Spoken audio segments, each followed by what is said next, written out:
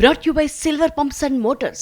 Top quality और consistent performance के लिए सिर्फ सिल्वर पंप्स नाम याद रखना। కూటమి నేతల కళ నెరవేరింది. వైసీపీ మేయర్పై అవిశ్వాస తీర్మానం నెగ్గింది. గ్రేటర్ విశాఖ మున్సిపల్ కార్పొరేషన్ కూటమి వశమైంది. అయితే మేయర్ ఎంపికపై నేతలు తర్జన పడుతున్నారు. ఏపీలోని అతిపెద్ద మున్సిపల్ కార్పొరేషన్కు కాబోయే మేయర్ ఎవరన్నది ఇప్పుడు ఆసక్తికరంగా మారింది. మరోవైపు డిప్యూటీ మేయర్ తమకు ఇవ్వాలని జనసేన బీజేపీ కోరడం కూడా ఆసక్తికరంగా మారింది.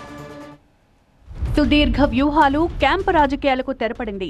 జీవీఎంసీ మేయర్ పీఠం ఎట్టకేలకు కూటమి వశమైంది. నెంబర్ ఏమాత్రం తగ్గకుండా కూటమి నెగ్గుకొచ్చింది. సమావేశానికి 74 మంది సభ్యులు హాజరయ్యారు. విప్ జారీ చేసిన 27 మంది వైసీపీ సభ్యులు కూటమితో జతకట్టడంతో మేయర్ హరివెంకట కుమారిపై అవిశ్వాస తీర్మానం నెగ్గింది. ఇన్నాళ్ల వైఎస్ఆర్సీపీ పరిపాలనకి చరమగీతం పాడటం జరిగింది. ఈ రోజు నుంచి కొత్త పరిపాలన కార్పొరేషన్ అందబోతా ఉంది. బ్రహ్మాండమైన ప్రజారంజకమైన పరిపాలన జీవీఎంసీ అందించబోతా ఉంది. జీవీఎంసీ మేయర్ పీఠం దక్కడంతో కూటమి నేతలు సంబరాలు చేసుకున్నారు.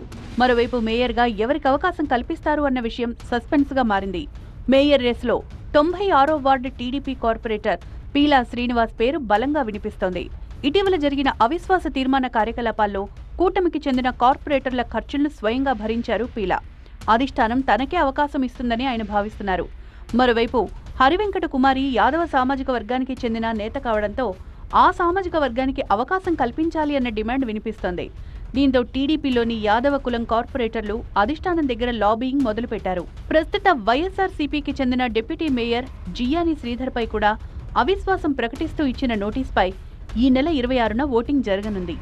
ఈ పదవిని జనసేనకు కేటాయించే దిశగా చర్చలు జరుగుతున్నాయి. జనసేన నుంచి 43వ వార్డు కార్పొరేటర్ ఉషశ్రీ పేరు ప్రచారంలో ఉంది. కాపు సామాజిక వర్గానికి చెందిన ఆమెకు ఈ పదవి ఇస్తారని సమాచారం. అయితే డిప్యూటీ మేయర్ పదవిని బీజేపీ కూడా ఆశిస్తోంది. మీ తరపున ఏదైనా అధిష్టానానికి డిప్యూటీ మేయర్ కోసం అడిగే అవకాశం ఉందో ఏమంటారు? డెఫినెట్గా అడుగుతాం. ఎందుకు అడగము? డెఫినెట్గా అడుగుతాం. అది మా బాధ్యత. తర్వాత కూటమి ఏ నిర్ణయం తీసుకుంటుందా అనేది దట్ సెపరేట్ ఇష్యూ. కూటమి మధ్య పదవుల పంపకాలపై చర్చలు కొనసాగుతున్నాయి. మేయర్ పీఠం టీడీపీకి ఖరారైపోయింది. డిప్యూటీ మేయర్ జనసేనకు దక్కుతుందా లేక బీజేపీకి ఇస్తారా అన్నది తేలాల్సి ఉంది. మరోవైపు పార్టీ లైన్ దాటి కూటమికి అనుకూలంగా ఓటేసిన 27 మంది సభ్యత్వాలు కోల్పోవడం ఖాయమన్నారు మాజీ మంత్రి గుడివాడ అమర్నాథ్. ఎట్టి పరిస్థితుల్లో ఆ 27 మంది సభ్యుల తాలూకా సభ్యత్వం కోల్పోవడం ఖాయం. ఇది చట్టం చెప్తా ఉంది. ప్రజాస్వామ్యబద్ధంగా ఏదైతే చట్ట ప్రకారం ఉందో దాని ప్రకారం 27 మంది సభ్యుల తాలూకా సభ్యత్వం కోల్పోవడం ఖాయం.